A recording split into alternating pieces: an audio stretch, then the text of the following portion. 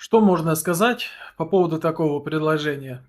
Во время парада будет сделано важное объявление. Давно назрело как мобилизация победы, так и демобилизация бойцов, которые принимают участие в боях с 22 года. Ребята должны отдохнуть, они заслужили. Заменить их нам есть кем, количество мужчин более чем достаточное. И это будет очень красивый жест именно в такой светлый день. Я, пожалуй, воздержусь от комментариев, но очень даже рад буду почитать ваши мысли под этим видео. И не забудьте поставить лайк и поделиться этим видео со своими близкими.